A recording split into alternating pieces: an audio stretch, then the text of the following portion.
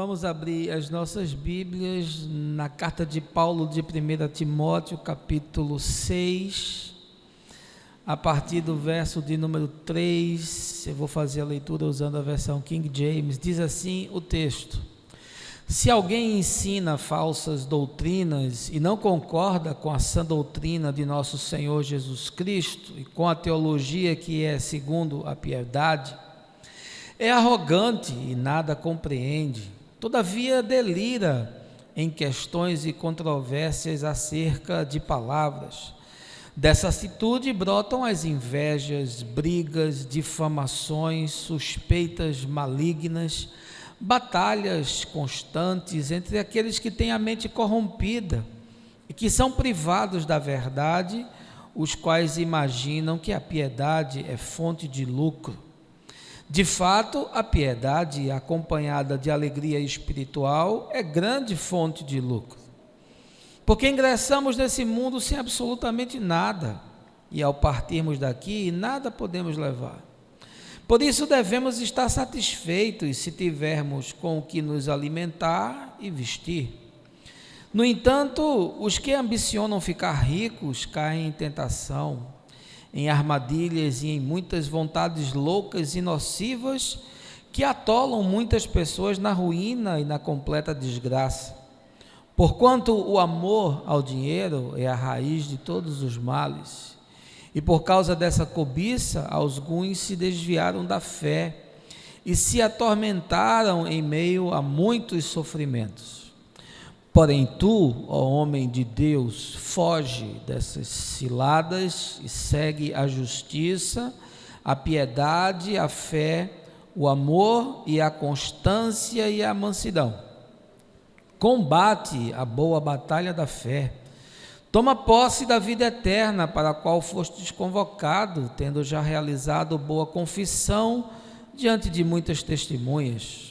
Na presença de Deus, que a tudo dá vida, e de Cristo Jesus, que perante Pôncio Pilatos fez o perfeito testemunho, eu te exorto. Guarda este mandamento imaculado e irrepreensível até a manifestação de nosso Senhor Jesus Cristo, a qual Deus fará com que se cumpra no seu devido tempo. Ele é o bendito e único soberano, o Rei dos reis e Senhor dos senhores, o único que é imortal e habita em luz inacessível, a quem ninguém viu nem pode ver. A Ele seja honra e poder para sempre. Amém. Ordena aos que são ricos no presente mundo que não sejam orgulhosos, nem depositem esperança na incerteza das riquezas, mas em Deus, que nos concede generosamente tudo o que precisamos para viver satisfeitos. Orienta-os a praticarem o bem e a que sejam ricos em boas obras, sensíveis, solidários e generosos. Dessa maneira acumularão um valioso tesouro para si mesmos, um firme fundamento para a era que há de vir, e assim alcançarão a verdadeira vida.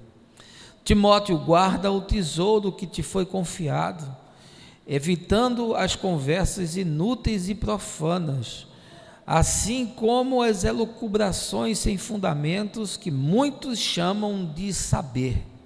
Ora, alguns professando tal conhecimento se desviaram da fé.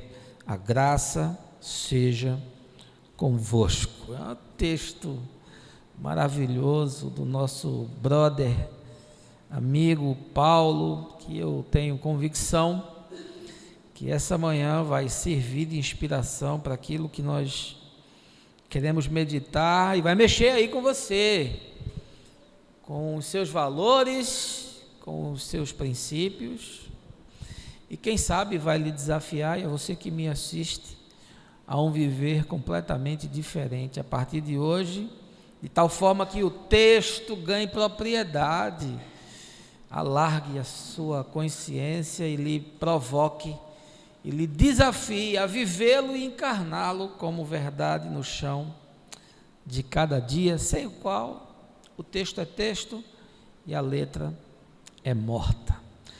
No último dia 8, semana passada, programa fantástico da Rede Globo, exibiu uma reportagem, não sei se você viu, sobre o deputado federal Luiz Miranda, do partido DEM, do Distrito Federal, acusado de dar um golpe milionário no mercado.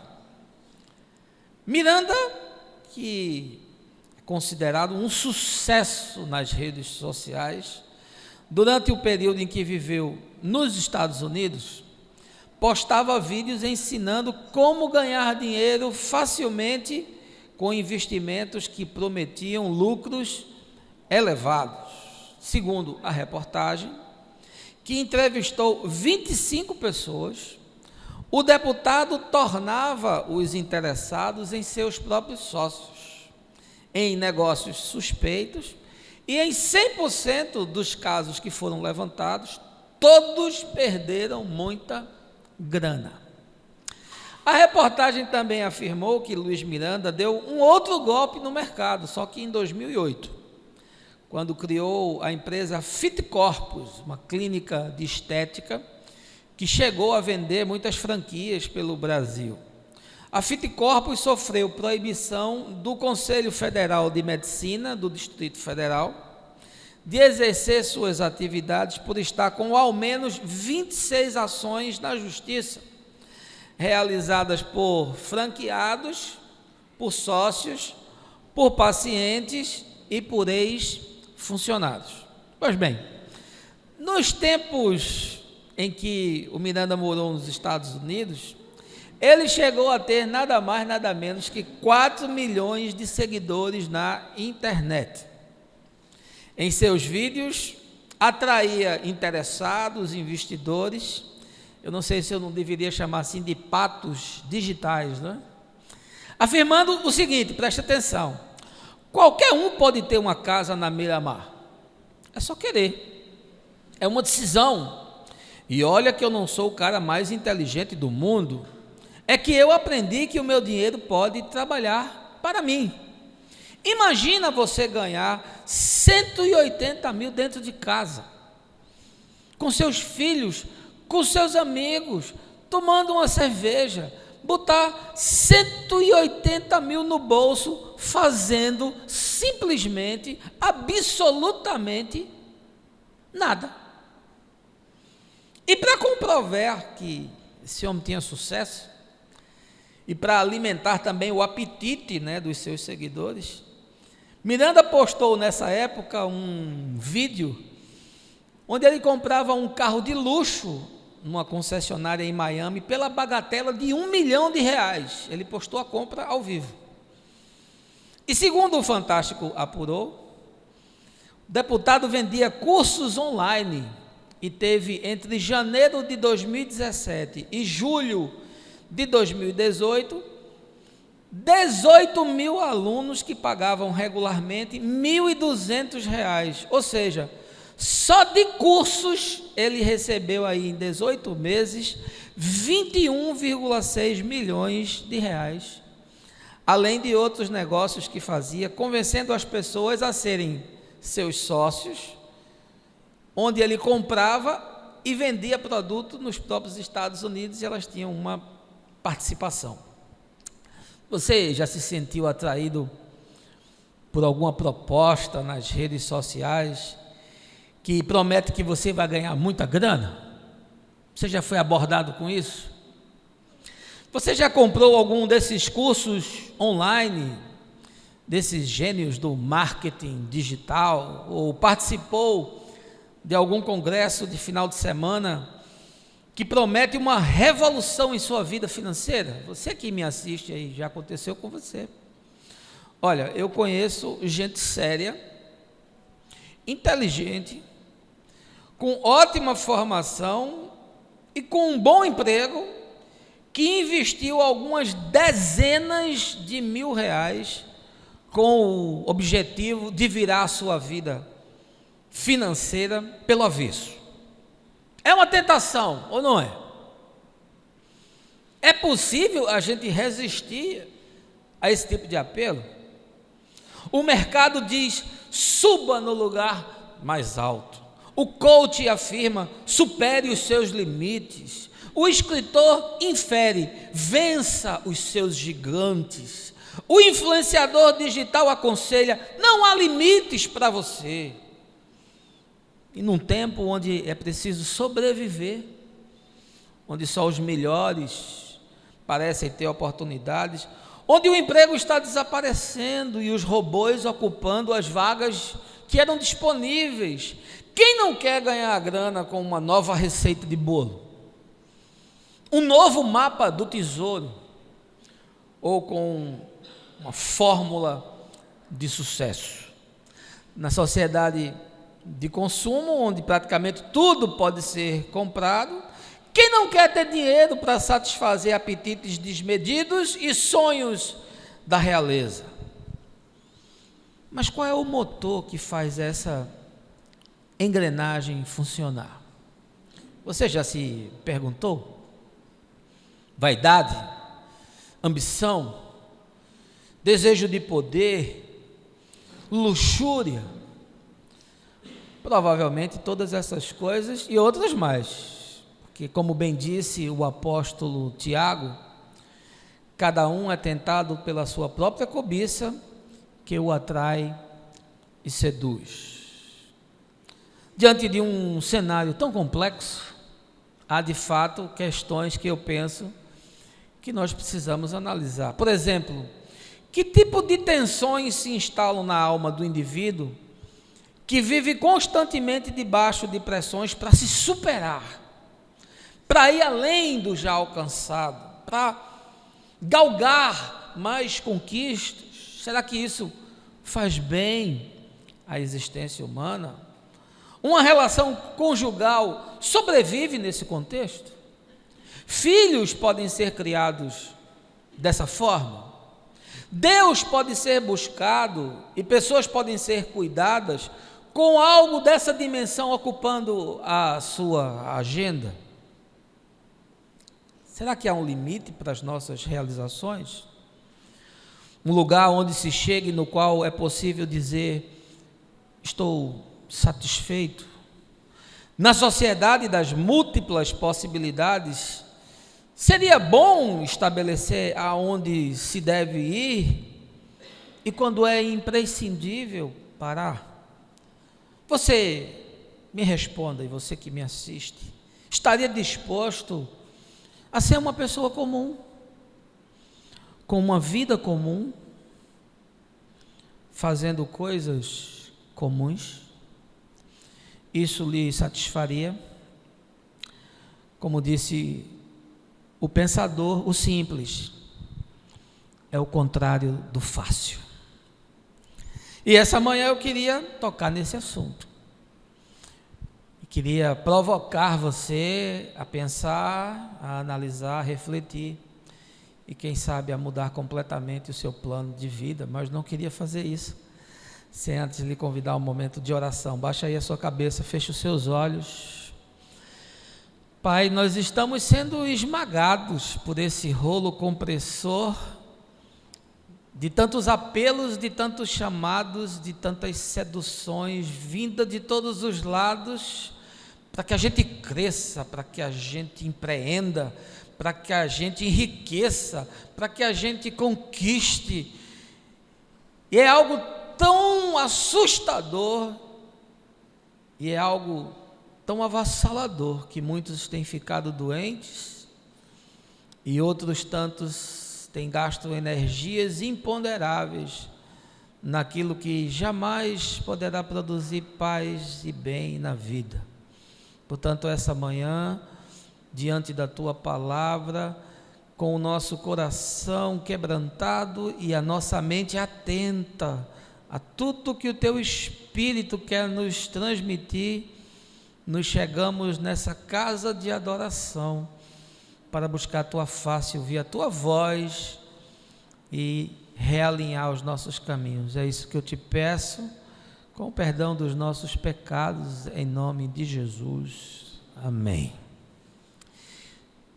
Irmãos queridos, nós fizemos a leitura do livro de 1 Timóteo, que foi escrito por Paulo, Os biblicistas colocam ali entre os anos 64 e 65 depois de Cristo, muito possivelmente quando ele estava na Macedônia, ali na cidade de Filipos. Eu estive em Filipos, e o escrito faz parte das epístolas do Novo Testamento, que nós enquadramos como epístolas pastorais.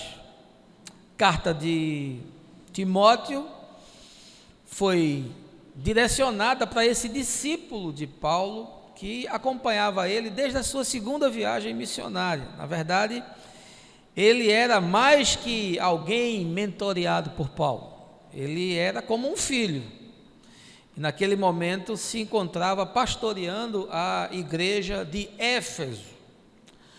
O texto de Paulo tem a intenção de ajudar esse jovem pastor nos seus desafios na igreja local, e sobretudo porque a maioria das pessoas duvidavam da sua capacidade. Então a carta é como se fosse assim um guia, um texto orientativo que aborda questões doutrinárias e também questões ligadas à prática cotidiana da fé. Agora, para você compreender a abordagem de Paulo nessa epístola, é preciso que a gente volte para o primeiro século da era cristã, e aí vamos tomar ciência de qual era a ambiência na qual Timóteo se encontrava. Vamos comigo? Eu queria, em primeiro lugar, lhe dizer que a gente precisa entender qual é o lugar onde Timóteo estava, porque ele vivia numa cidade enorme chamada de Éfeso, e é nessa cidade também que estava a igreja que ele pastoreava. Éfeso era a capital e o principal centro de negócios ali da Ásia. Hoje, Éfeso está ali na Turquia. Eu também visitei com Fabiana as ruínas de Éfeso, e ela se constituía nessa época talvez o mais importante centro de transporte daquela região, tanto marítimo, que era feito pelo mar Mediterrâneo, quanto por via terrestre. Era uma metrópole progressista, rica, tinha na sua principal fonte de recursos a manipulação do ouro, e possuía assim uma diversidade religiosa, com crenças politeístas, ou seja, era uma cidade profundamente idólatra, com cultos a muitas divindades, dentre elas a deusa da fertilidade, a famosa Diana dos Efésios.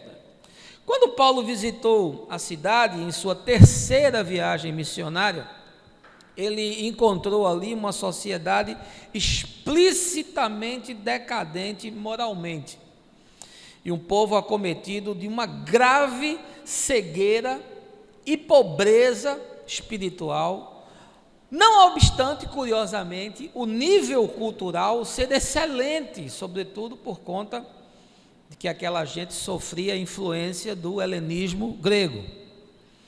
Agora vamos passar para a figura do Timóteo. Timóteo é esse jovem pastor, filho de pai grego, mãe judia, que se converteu com cerca de 13 anos de idade, e tinha nessa época da carta, calcula-se aí, algo em torno de 25 a 30 anos. Timóteo se tornou companheiro de Paulo na sua companhia apostólica, e aparece na citação da maioria das cartas do Novo Testamento, o que o constitui certamente como o seu discípulo mais leal, mais próximo, mais fiel. Por fim, depois que eu construí aí esse pano de fundo, vamos olhar para a carta propriamente dita. E aí, quando a gente faz uma leitura mais atenta, logo no começo, no primeiro capítulo, uma das primeiras coisas que Paulo fala é que ele está profundamente preocupado com o que ele chama de falsos mestres e seus ensinamentos extremamente perigosos à vida. Então preste atenção.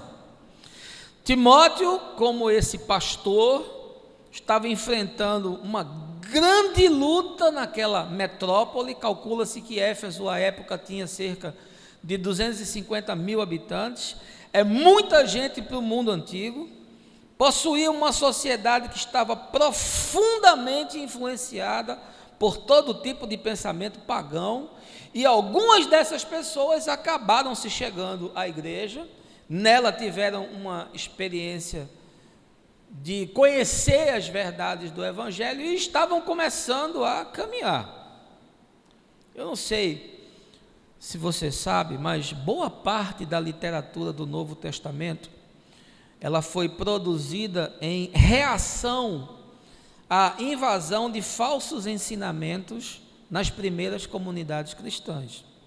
Era tarefa dos apóstolos identificar os erros, refutá-los e colocar diretrizes doutrinárias de como se deveria viver na perspectiva do Evangelho. Se você for estudar, por exemplo, você vai ver que a carta aos Gálatas foi escrita para combater os judaizantes. A carta aos Colossenses foi escrita para combater os gnósticos. E a carta aos Tessalonicenses escrita para corrigir um falso conceito escatológico que estava relacionado com a segunda vinda de Cristo. Portanto, essa carta de 1 Timóteo seguiu também essa mesma tendência, refutar falsos ensinos. Mas, em particular, por conta desse cenário de Éfeso, esse contexto muito mais complexo, diferente de todas as outras cidades, porque naquela sociedade existiam inúmeros falsos mestres, ensinando todo tipo de doutrina. O trabalho e o desafio de Paulo e também de Timóteo, pastor da igreja local, era infinitamente maior. Fosse isso pouco, na própria igreja haviam se infiltrado uma infinidade de heresias.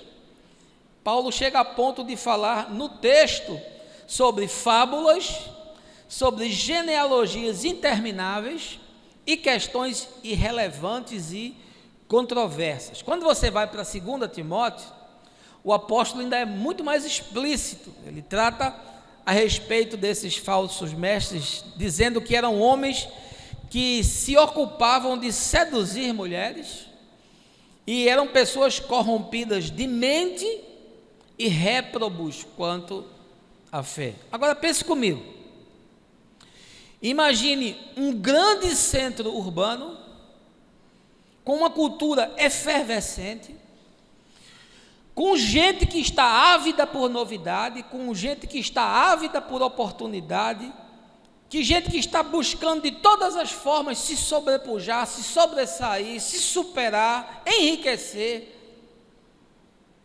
E num cenário assim, obviamente também há muita comunicação falsa, muita sedução desses mestres que não tinham qualquer compromisso com a verdade.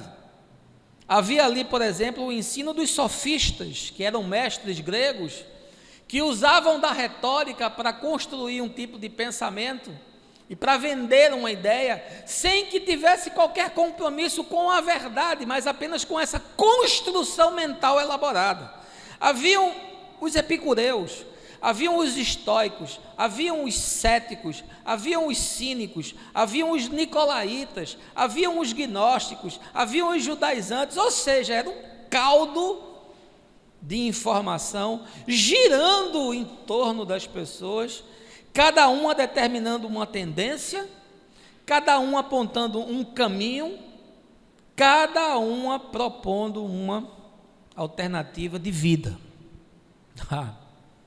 Meu Deus, como Éfeso se parece com os nossos dias, gente buscando uma saída, uma alternativa, um oráculo, uma ideia genial, gente com um apetite enorme pelo sucesso, com uma ganância incontida pelo dinheiro, pelo lucro, e aí surgem esses novos mestres da comunicação, ensinando todo tipo de fórmula de sucesso, todo tipo de método para você alcançar a felicidade, todo tipo de alquimia filosófica para o enriquecimento e para o prazer. Diante do cenário de Éfeso, cerca de 2000 anos atrás, Paulo chamou a atenção do jovem pastor Timóteo sobre as características dos falsos mestres, que usavam técnicas de comunicação, jogos de palavras, disputas vazias, especulações, para seduzir os incautos ao engano. No meu entendimento, esses mestres do passado nada mais eram do que os precursores de muitos desses que estão aí e se dizem coaches, dos digitais influencers, dos youtubers, vendedores de ilusão, sedutores da alma humana. E hoje eu vos advirto, meus irmãos, no nome de Jesus, sobre esses que podem seduzir a sua alma e roubar a sua paz. Quando João, no Apocalipse, no final do 1º século, escreveu a sua carta à igreja de Éfeso, essa mesma que Timóteo pastoreou, mais ou menos aí 30 anos depois desse texto, ele cita que aquela comunidade tinha se tornado especialista em resistir aos falsos ensinos, ou seja, eles lograram êxito na prática e na consciência do Evangelho, e eu creio que eu e você também vamos conseguir alcançar isso. Amém?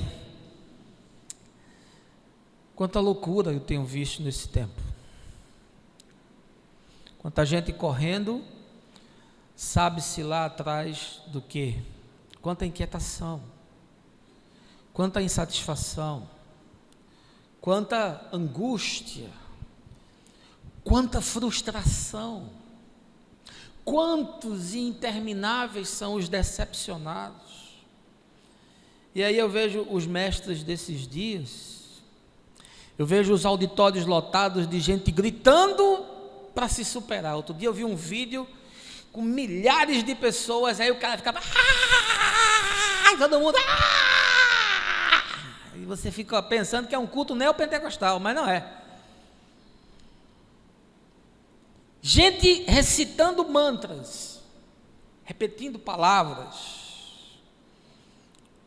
gente que está o tempo todo com esse desejo de superar os seus limites, reprogramar a sua mente, é neurolinguística, é uma espécie de confissão positiva de Don Gossett reeditada, e aí tudo converge para mudar seus hábitos, adquirir um novo padrão conceitual.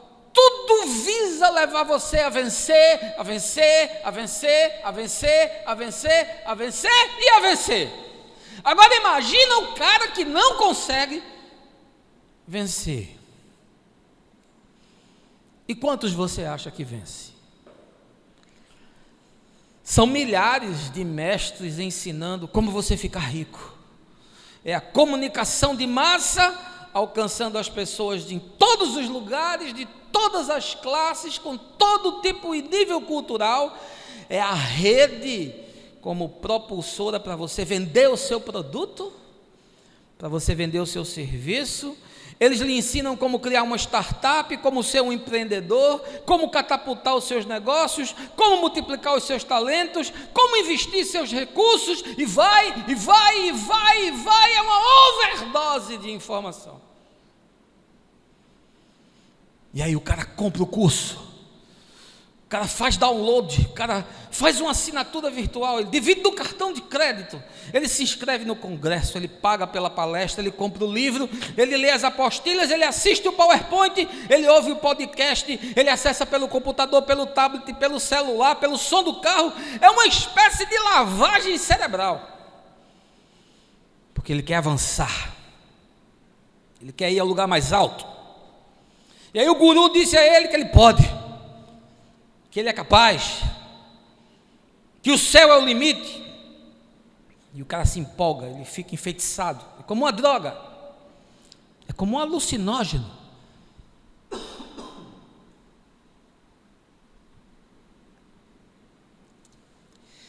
E agora tem coach quântico. É um nome bonito, né? O cara olha assim e se empolga, né? Ele diz: rapaz, agora eu estou fazendo um curso com um coach quântico. Aí você vai ver o que é uma idiotice sem precedente. Tem coach sistêmico. Tem coach gospel, pastores simbiotizando textos das Escrituras, todos obviamente fora de contexto, todos que foram estuprados por uma exegese maligna, todos manipulados para entender interesses mesquinhos, gananciosos, coaches espirituais, ensinando o povo de Deus a ser rico e bem-sucedido. É a teologia da prosperidade com uma nova embalagem. É bala para garotos, é jujuba para meninas traquinas, gente aloprada, almas que só querem grana, sucesso e prazer.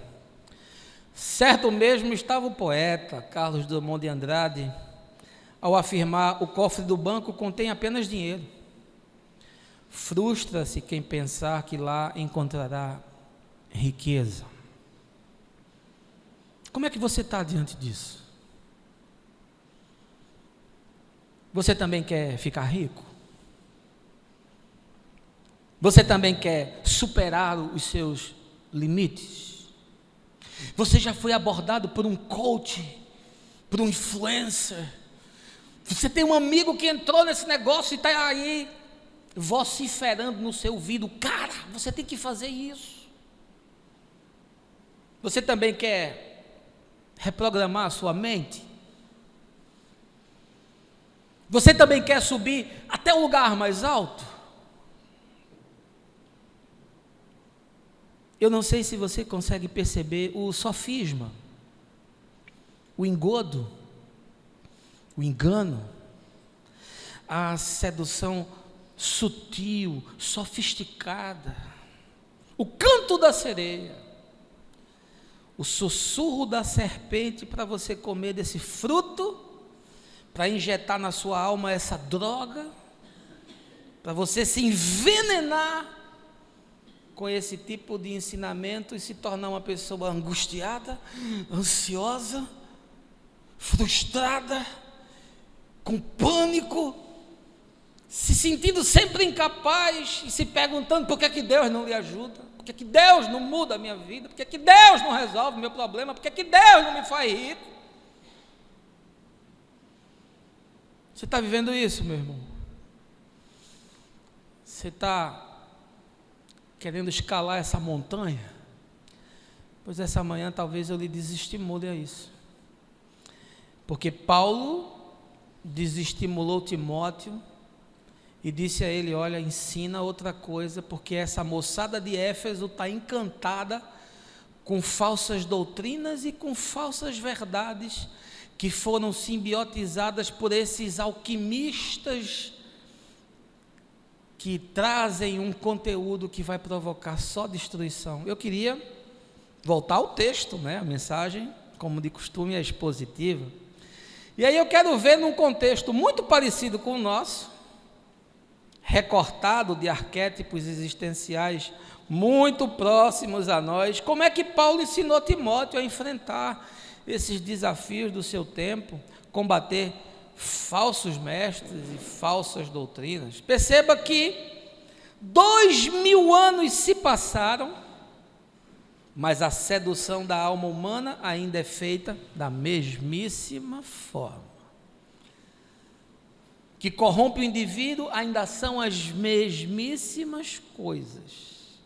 O que desvia um homem e uma mulher do seu caminho ainda segue o mesmo apelo e os mesmos padrões. O que a gente faz para não sucumbir a essa era perversa? Em primeiro lugar, aprenda a discernir o espírito do tempo em contraposição ao Evangelho. Veja aí o verso 3 do capítulo 6. Se alguém ensina falsas doutrinas e não concorda com a sã doutrina de nosso Senhor Jesus Cristo e com a teologia que é segundo a piedade, é arrogante e nada compreende, todavia delira em questões e controvérsias acerca de palavras. Dessa atitude brotam as invejas, brigas, difamações, suspeitas malignas, batalhas constantes entre aqueles que têm a mente corrompida e que são privados da verdade os quais imaginam que a piedade é fonte de lucro. Primeira coisa que Paulo diz para Timóteo: olha, você precisa discernir o tempo que você vive, as coisas que se falam, a ambiência do que está posto na mesa, para que você não sucumba e não perca a perspectiva do Evangelho, porque Timóteo está mergulhado nesse caldo existencial. Ele está sendo abordado por essas muitas vozes, ele é acessado por uma enxurrada de informação, e muitas dessas alternativas para a felicidade, muitos desses caminhos que eram propostos conduziam exclusivamente o indivíduo à desgraça. Aí Paulo diz: olha, presta atenção, atenta para o que está acontecendo, porque essas pessoas estão com as suas mentes corrompidas. Ele diz que eles estão privados de entender a verdade. Deixa eu lhe dizer um negócio, meu amigo, para você que me assiste: a chave começa por você tendo a capacidade de discernir o tempo no qual você vive. É o Zeitgeist. Qual é o espírito que nos circunda? Qual é a atmosfera que nos envolve? Quais são as ambiências das quais nós estamos cercados? Quais são as vozes desse tempo? Quais são os conteúdos que são lançados como semente diabólica na mente e na alma das pessoas? Paulo diz: olha, tem gente que está privado de entender isso, está impossibilitado de aprender isso, não consegue discernir a verdade. É como se tivesse um apagão na mente do sujeito, que ele não consegue, vendo os fatos, ouvindo as pessoas, mas ele não consegue perceber que aquilo é um sofisma, que aquilo é um engano. E ele cita, inclusive, aqui, que essas pessoas fazem uma espécie de alquimia, né? Eles fazem uma alquimia da mensagem. Paulo chega ao ponto de dizer que esses ensinos estão entrando dentro da igreja, e que esses indivíduos lucravam grana ensinando os próprios membros da comunidade de fé. Oh, meu Deus, que coisa mais atual, não é? Pastor fazendo curso de hipnose, pastor cobrando para aconselhar o sujeito como é que ele consegue ficar rico, simbiotizando a Bíblia, fazendo um amancebamento da Escritura com essa porcaria que está aí, e vendendo, e o povo que se diz povo de Deus consumindo esse lixo. Lixo que qualquer pessoa, um ateu com boa consciência, jamais consumiria. E Paulo está dizendo para Timóteo: perceba que o engano é sofisticado, discirna o que está acontecendo. Você precisa, meu irmão, aprender a apurar os seus ouvidos, a abrir os seus olhos, porque tudo é feito com muita sutileza. É morte embalada com papel celofane, e o cara dá uma picada, injeta essa heroína na mente, e aí acabou-se. Olha, deixa eu lhe dizer mais: em nenhum outro tempo, em nenhuma outra sociedade houve tanta exposição e tanto acesso à informação como nos nossos dias. Existe hoje um tipo de negócio que é feito, chamado data mining, que é você fazer mineração de dados. A quantidade de informação é tanta, a quantidade de conteúdo a respeito de todas as dinâmicas da vida, tudo sobre negócio, sobre história, sobre cultura, sobre religião, sobre política, sobre antropologia, psicologia, sobre sociologia, sobre medicina, engenharia, advocacia, sobre todas as negócios. É tanta que precisa agora gente especializada para minerar esses dados e tirar alguma coisa que seja utilizável.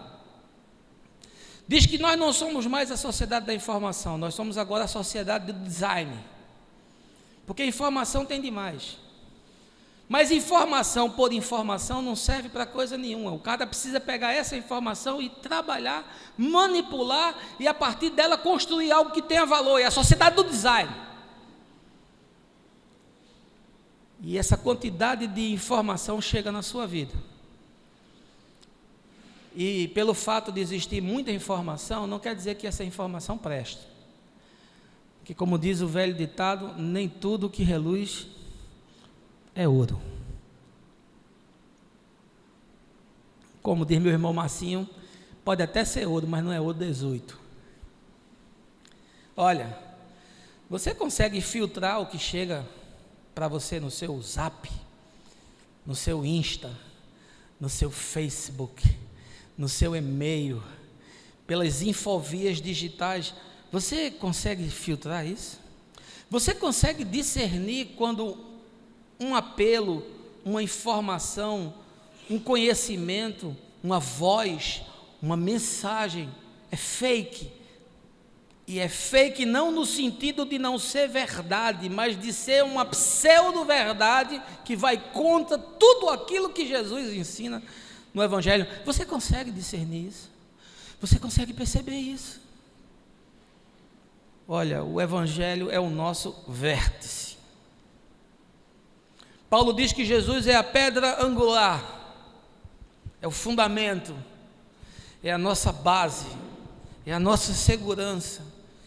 Qualquer voz, qualquer conteúdo, qualquer ensinamento, do mais sábio e entendido mestre, do mais bem-sucedido homem de negócio do mundo, do mais conceituado intelectual ou filósofo, que não alinha com aquilo que Jesus ensinou, eu jogo fora. Não entra na minha cabeça, não se instala nesse HD, porque o software que está aqui processando é a consciência do Evangelho conforme Jesus de Nazaré, e ele rapidamente detecta fake news, lixo. Você quer suportar esse tempo que nós vivemos? Essa sociedade da informação, essa virtualidade de conteúdos lhe abordando o tempo todo, tentando lhe esmagar e lhe comprimir? Primeira coisa que Paulo ensinou a Timóteo, numa sociedade guardada as devidas proporções, padecendo da mesma enfermidade. Primeira coisa, aprenda a discernir, aprenda a perceber o que está acontecendo, aprenda qual é o zeitgeist desse tempo. O que a gente faz para não viver uma neurose existencial? Segundo lugar, Paulo nos ensina que a gente deve desenvolver um estilo de vida simples e aprender sobre o contentamento. Veja aí o verso 7. Por que ingressamos nesse mundo sem absolutamente nada? E ao partirmos daqui, nada podemos levar. Por isso devemos estar satisfeitos se tivermos com o que nos alimentar e vestir. Você quer superar isso? Você quer não sucumbir diante dessas tentações? Você quer libertar a sua alma e tornar leve a sua mente diante dessa enxurrada de gente mandando você se sobrepujar? Entenda, você precisa desenvolver um estilo de vida simples. E aí Paulo diz para Timóteo, olha, cuidado, porque é muito fácil a gente desenvolver uma vida baseada em futilidade. Eu sou pastor, já fiz muito enterro. Já fiz enterro de rico, com crematório ali no cemitério ali de Jaboatão. Já fiz enterro de gente que tão bem maquiada que eu tinha medo de olhar, que a pessoa saísse do caixão que parecia que estava vivo. Eu já fiz enterro de gente de classe média. Eu já fiz enterro de pobre. Eu já fiz enterro de miserável. Eu fiz um enterro uma vez que estava o pai, o filho no caixão, recém-nascido, e eu. Eu já fiz enterro de todo tipo, em todo tipo de cemitério. Cemitério de luxo, cemitério meia boca, cemitério peba. E eu vou lhe dizer um negócio. Eu nunca vi ninguém levar carro, casa, escritura, dólar, grana que estava no banco, joia, quadro, lancha, nada. Os herdeiros muitas vezes já estão brigando do lado de fora como é que vão fazer o retalho daquilo que o indivíduo amealhou, mas ele próprio está mortinho da silva. E se tivesse dívida, vai ficar para quem vai herdar a batata quente. E aí Paulo diz, olha, a gente veio sem nada e a gente volta sem nada. E diz para Timóteo, você quer receber uma palavra para suportar as angústias desse tempo? Desenvolva um estilo de vida que seja simples. E aí eu me lembro do sábio de Eclesiastes. E aí meu irmão Marcinho está ali, que gosta do Eclesiastes como eu. E ele diz lá no capítulo 9, goza a vida com a mulher que você ama. Come o teu pão, bebe o teu vinho, porque Deus já se agradou das tuas obras. Ou seja, ele faz um convite a um tipo de existência que é contrária à nossa natureza. E por que é contrária à nossa natureza? Porque a gente quer sofisticação. A gente quer morar no palácio. A gente quer usar os últimos tipos de eletrodomésticos. A gente quer entrar no carro mais possante para quando a gente parar no restaurante as pessoas olharem e dizer, rapaz, vê como o fulano é bem sucedido. Olha o carro que o cara anda. Olha o tamanho da casa que o cara mora. Olha o bairro onde fica a casa dele. Olha os equipamentos, os móveis dessa residência. E aí o sábio do Eclesiastes diz, olha, vive uma vida simples. Vive uma vida que você gaste tempo com coisas que realmente têm importância. Porque você não trouxe nada e você não vai levar absolutamente nada com você. E aí Paulo diz para Timóteo, olha, se você tiver o que comer e com o que se vestir, já é o suficiente. Obviamente que eu não posso trazer essa mesma fala para o meu mundo, porque o meu mundo é muito diferente do mundo que Paulo estava escrevendo. Mas o princípio do que o Paulo está ensinando é o seguinte, viva de forma simples, meu amigo. Não se sobrecarregue com muita coisa, não. Não invente muita prestação, não.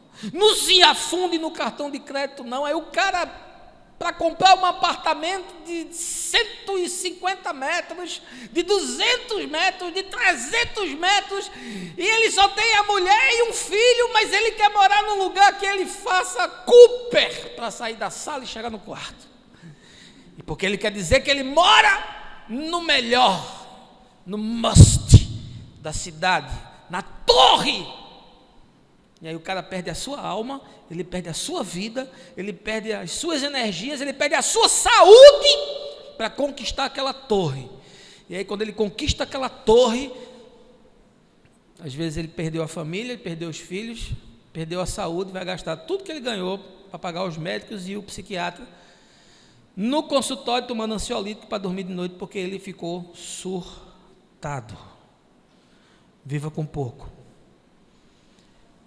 E o que é pouco, pastor? Olha, pouco para mim é você pagar suas contas, é você ter uma casinha para morar, você ter um carrinho para andar, você ter um seguro-saúde, porque nos nossos dias é imprescindível. E meu irmão, da minha perspectiva, não precisa de mais coisa não. E isso não é um convite para você ser medíocre não, porque eu sei que eu não sou uma pessoa medíocre.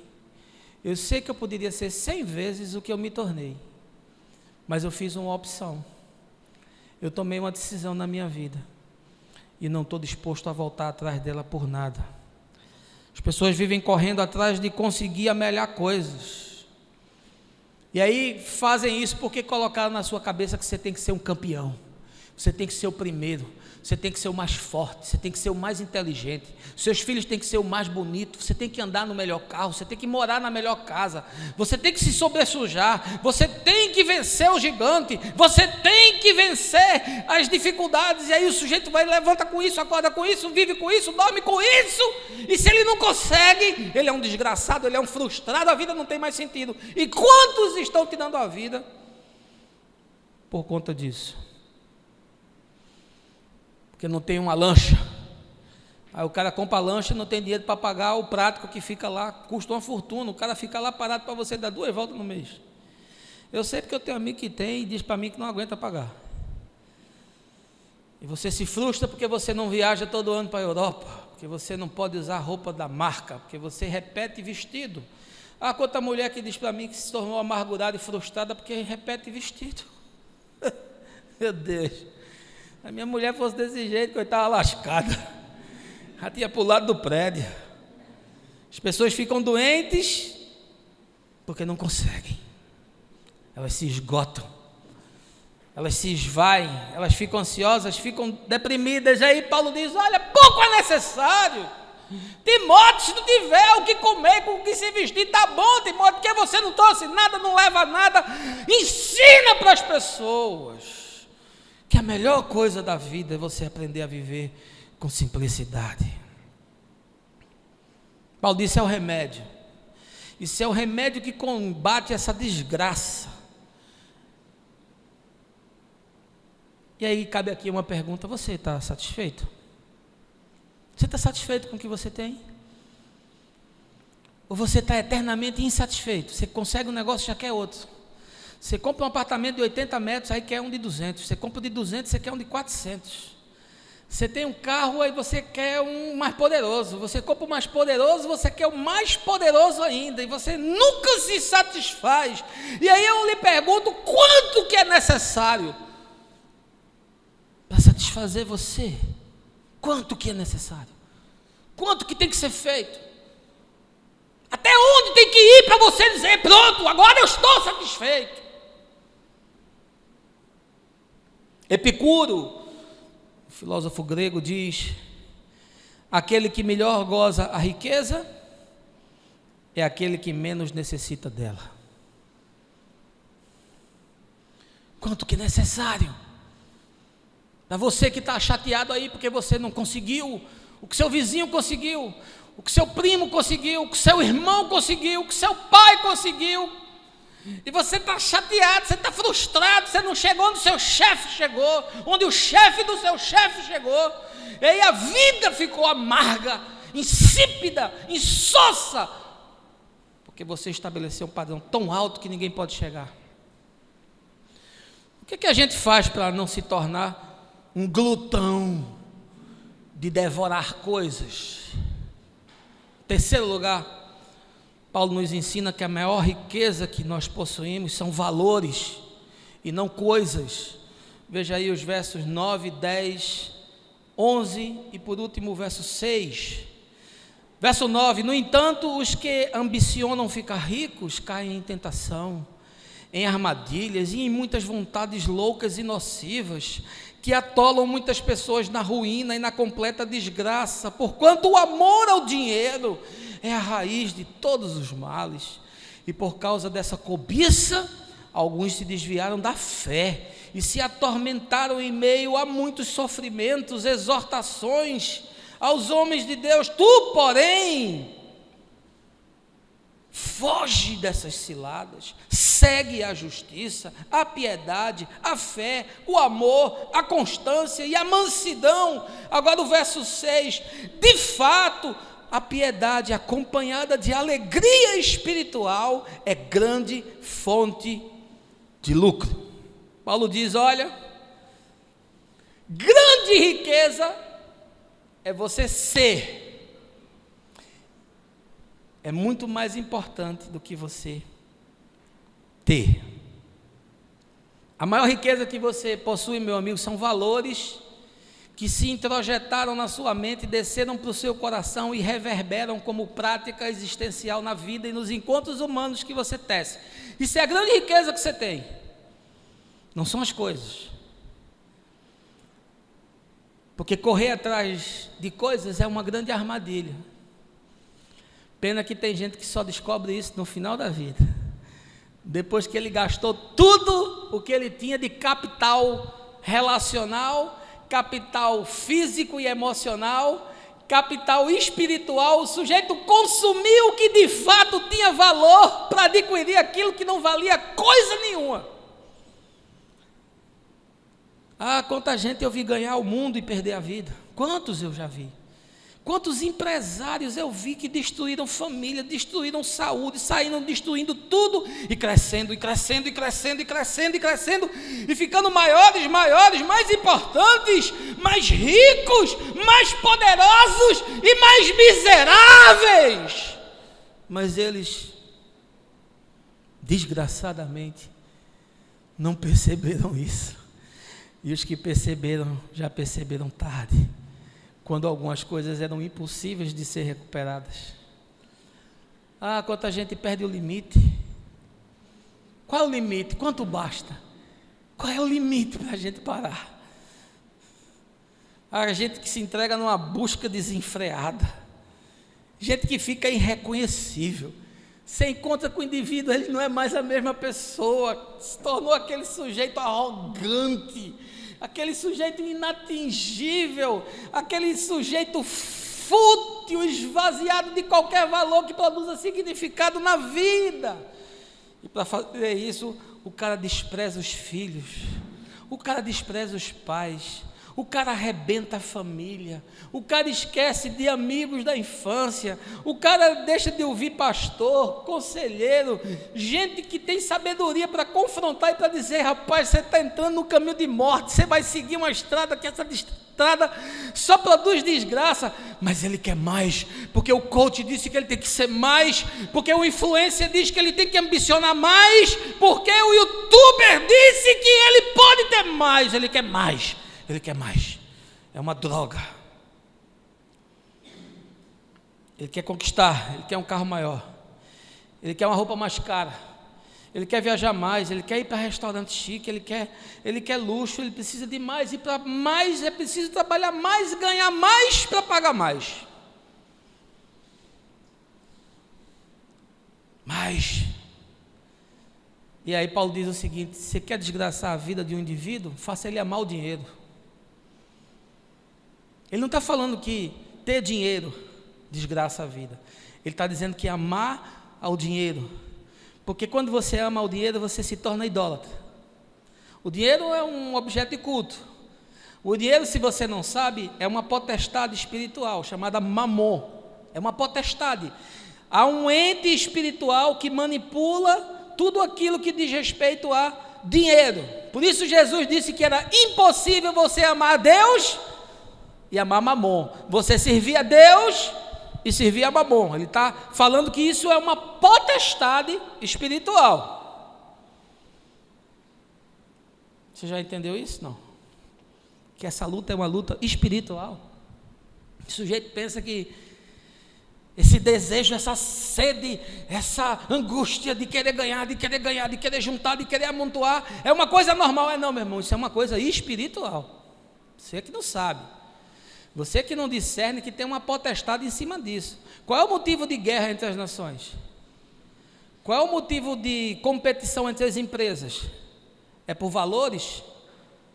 É para eles serem reconhecidos como sendo éticos, como sendo justos, como sendo verdadeiros, como sendo solidários, como sendo sensíveis à dor humana? Não, não é nada disso. É poder, é dinheiro, é espaço, é conquista, é mais empresa, é mais funcionário, é mais terra, é mais capital, é mais patente, é mais invenção, são os melhores cérebros, sempre é em torno disso, porque isso é uma potestade espiritual. O sujeito fica preso.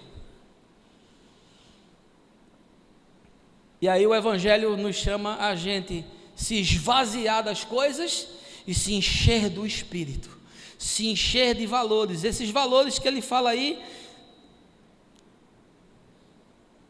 no verso 11, quando ele aconselha Timóteo: foge dessas ciladas, segue a justiça, segue a piedade, segue a fé, segue o amor, segue a constância, segue a mansidão. Ele diz: olha, você quer se encher de alguma coisa?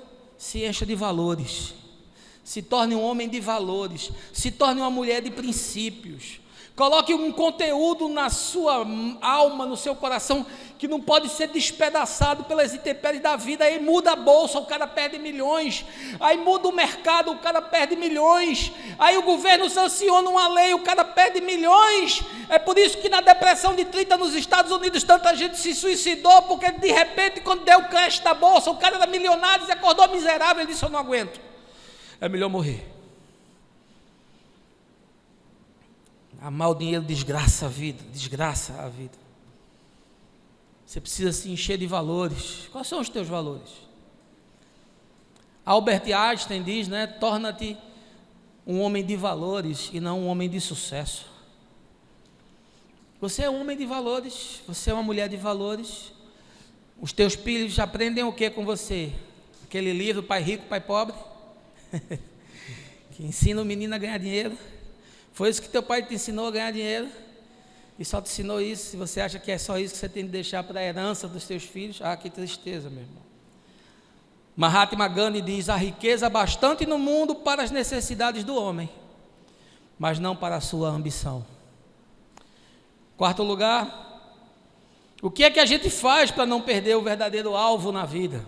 O sujeito diz: olha, supere-se para você atingir o alvo. Mas que alvo é esse? Qual é o alvo? Veja aí, em quarto lugar, que a grande meta a ser alcançada é a vida eterna que está em Cristo. Verso 12: combate a boa batalha da fé, toma posse da vida eterna para a qual foste convocado, tendo já realizado boa confissão diante de muitas testemunhas. Paulo diz: olha, Timóteo, a grande batalha da fé é você tomar posse da vida eterna. E Timóteo estava nessa luta, né?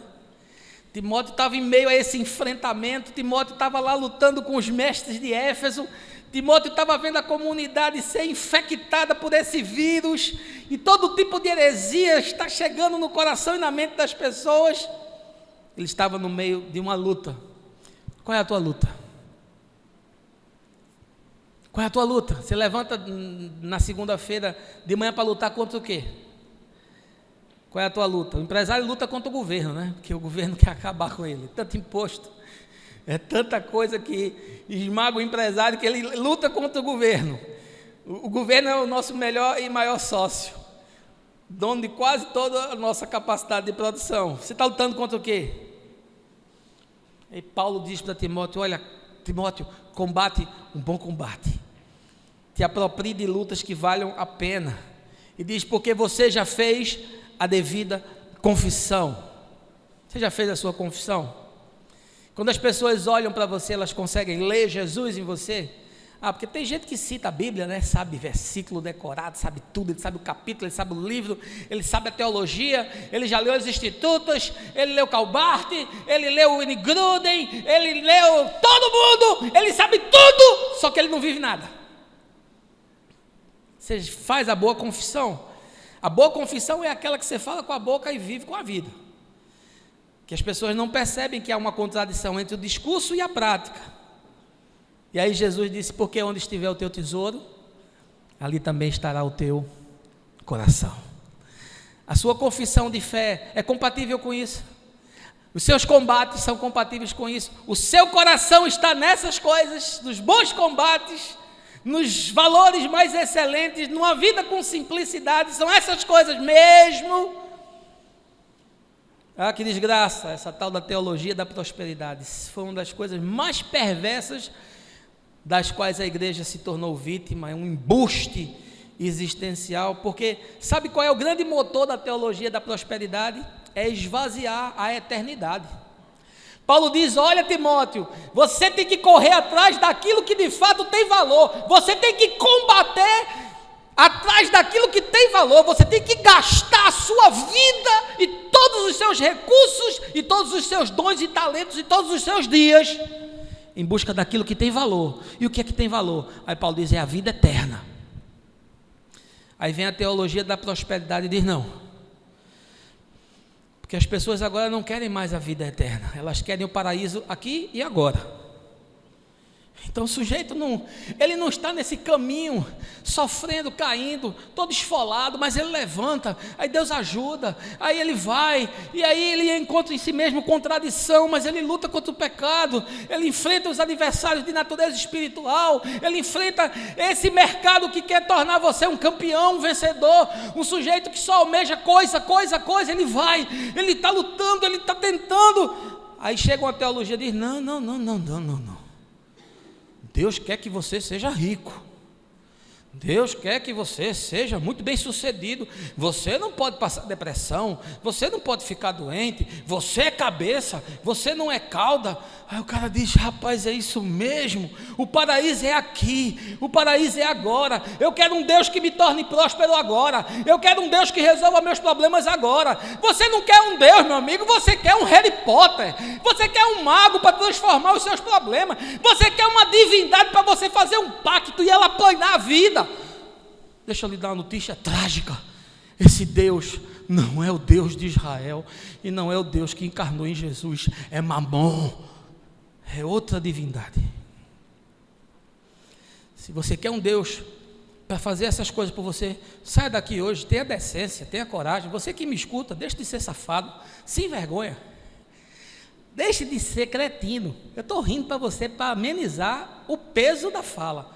Vá servir a outra coisa, meu irmão, porque Jesus não propõe isso, isso é um engodo, me desculpe, eu estou sendo honesto com você, para ver se eu lhe choco, lhe constranjo, e o Espírito de Deus fala contigo. O sujeito quer viver o paraíso agora, mas o paraíso não é agora, não é para agora, a eternidade é a proposta. Paulo diz, Timóteo, te esforça para alcançar a eternidade. Você corre atrás do quê? Qual é o prêmio que você busca? Qual é o prêmio que você busca? Aí tem gente que diz, eu queria ser imortal. Eu quero ser eterno. Eu não quero ser imortal. Deus me livre de ser imortal. Deus me livre o cara transportar meu cérebro, botar num HD no outro corpo. Deus me livre disso.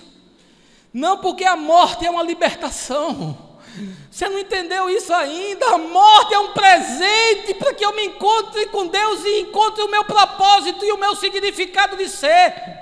Por isso que Nietzsche disse, torna-te aquilo que és. Eu não fui feito para ser isso, eu fui feito para ser outra coisa. Eu quero me encontrar com a morte, sabe por quê? Porque eu sei que ela não é o fim, e porque eu sei que Jesus venceu a morte, eu vou vencê-la também. Eu quero ser eterno. Eu não quero ser imortal, eu quero ser eterno. Qual é a tua meta de vida? Qual é a tua ambição? Quais são as tuas lutas? E em último lugar, o que é que a gente faz para não perder a nossa alma? Veja aí no verso 5, o que é que Paulo ensina? Perdão, em quinto lugar, o acúmulo de riqueza é ofensivo ao propósito de Deus para o homem. Veja o verso 17. Ordena aos que são ricos no presente mundo que não sejam orgulhosos, nem depositem a esperança na incerteza das riquezas, mas em Deus, que nos concede generosamente tudo o que precisamos para viver satisfeitos. Orienta-os a praticarem o bem e que sejam ricos em boas obras, sensíveis, solidários, generosos. Dessa maneira acumularão um valioso tesouro para si mesmos, um firme fundamento para a era que há de vir, e assim alcançarão a verdadeira vida. O que é que Paulo diz? Ele diz, olha, o sujeito que vive embriagado pela riqueza, ele vive um simulacro de vida. Ele vive um simulacro de vida. Ele vive um engano, um engodo. E aí perceba como Paulo alerta o quão perigoso é o sujeito viver nessa abundância, nessa riqueza excessiva. Ele diz, olha, Timóteo, presta atenção, porque os ricos ficam orgulhosos, ficam confiantes no dinheiro, ficam insatisfeitos, começam a viver de forma frívola, são desensibilizados para a dor do outro, se desumanizam, se tornam avaros. Ele está dizendo, olha, essa potestade é tão poderosa que ela vai carcomendo o indivíduo, a mente e o coração, ele vai sendo seduzido e vai sendo transformado num outro ser. Preste atenção, essas grandes fortunas mundiais, né? 1% da população global detém a mesma riqueza dos 99% restantes. Você já parou para pensar nisso? Nesses latifúndios, nessas famílias ricas, poderosas, que não perceberam, mas elas são manipuladas por potestades espirituais, são só marionetes, num jogo que elas não têm nem ideia que estão jogando. E aí Jesus conta a parábola do Lázaro e rico e diz, olha, o Lázaro estava lá na porta dele agonizando, com fome, com frio, com sede, cheio de ferida, desgraçado, frustrado, angustiado. O cara entrava e saía no seu carrão, o cara entrava e saía porque estava no celular com seus negócios, o cara entrava e saía porque vinha da festa, já estava tão enfeitiçado por tanta luz, tanto glamour, tanto perfume, tanta alegria, que ele não percebia o desgraçado na porta da casa dele.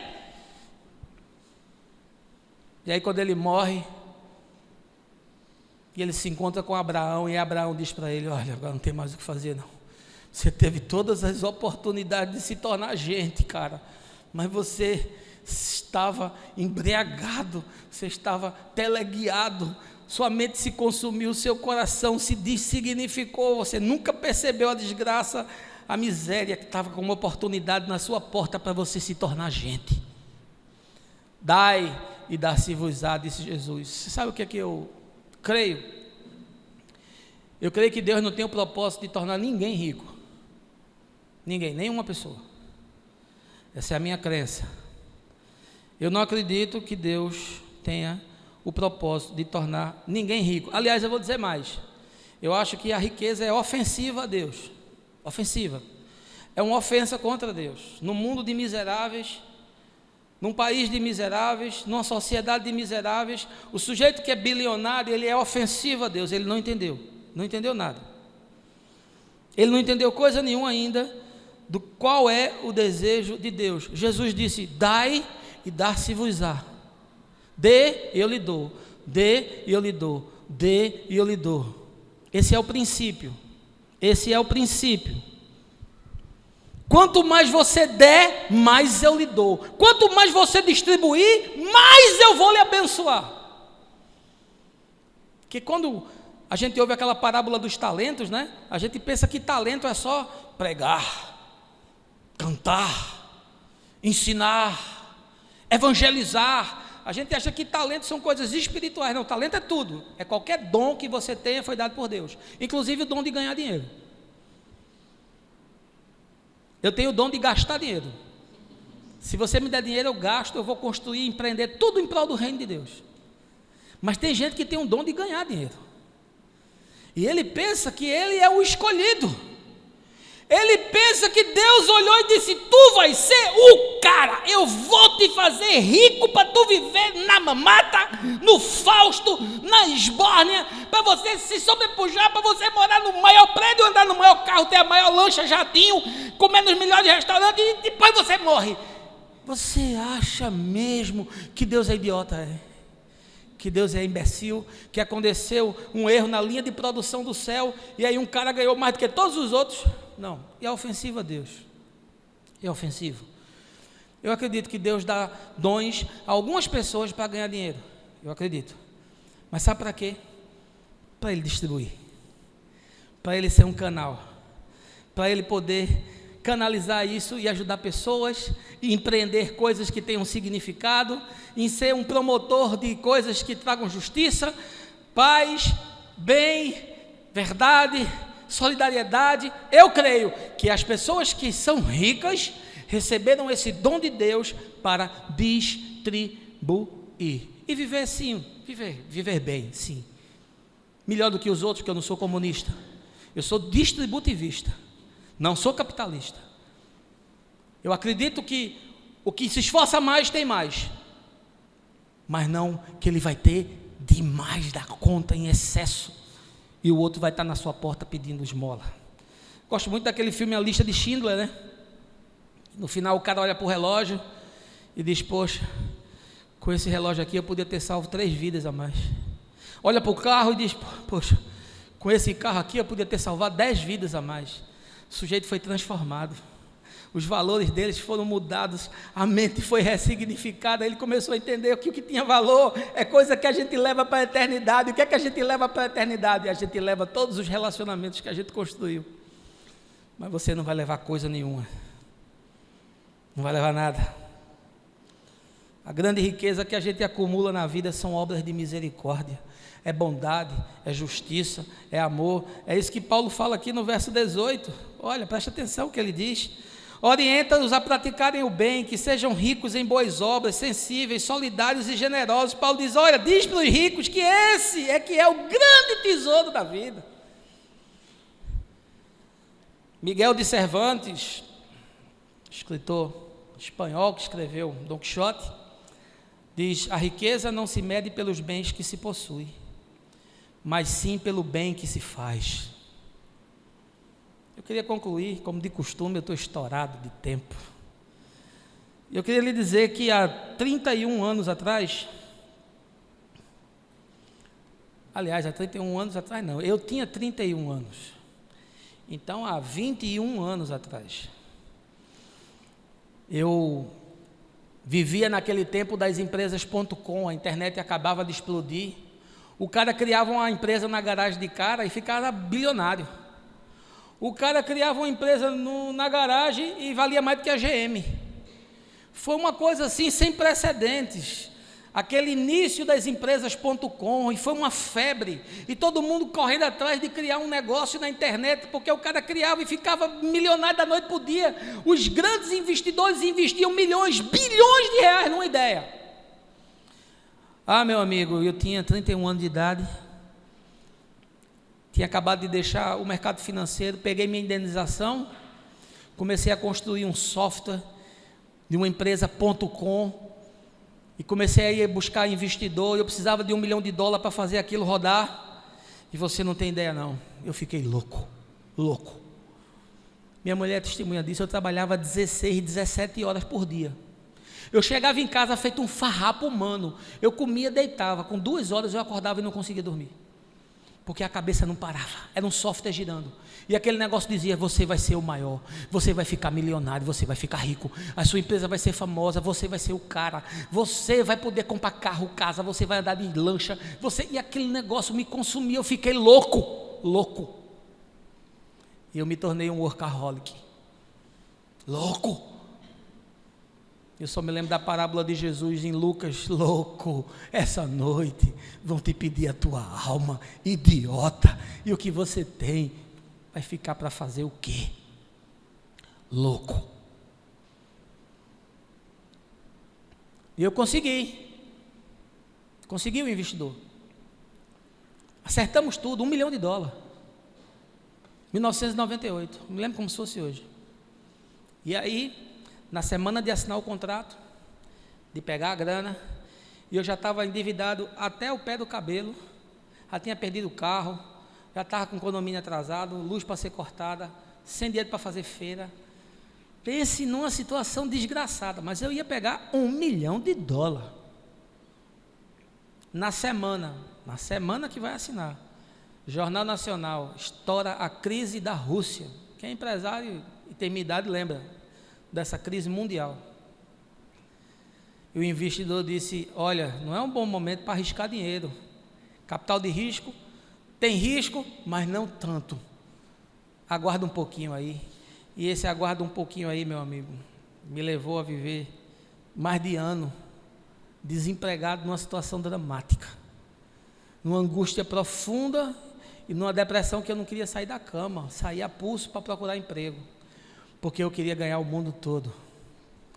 Foi a experiência talvez mais importante na minha vida profissional, e certamente está entre as 5 mais importantes da minha vida espiritual, porque eu aprendi que não era nada daquilo.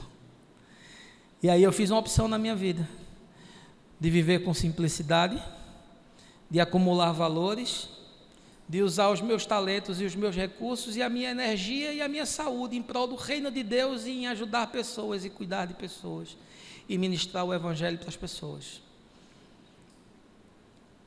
e assim eu tenho vivido em paz. Eu não sei o que você vive, não sei quais são as suas ambições. Você que me assiste, não sei se você está aí no meio do curso do coach, correndo atrás de ganhar o seu primeiro milhão antes dos 40. Eu não sei, meu irmão. O que eu sei é o que eu lhe ensinei. De graça eu recebi, de graça eu lhe passo. Com toda a honestidade e sinceridade do meu coração, com reverência e respeito pela sua história, pela sua alma, desejando que o Espírito de Deus lhe convença da justiça, da verdade e do bem. E aí a gente vai se encontrando. Gaste esse tempo de final de semana com quem você ama, gaste com as pessoas que você gosta, empreenda empreendimentos que sejam empreendimentos de afetividade, de bondade, de mansidão, de domínio próprio, e certamente você será o mais bem-sucedido dos homens, a mais bem-sucedida da mulher, e o resto, o resto você sabe, né? Eu vou te falando sempre, no caminho, no nome de Jesus, amém.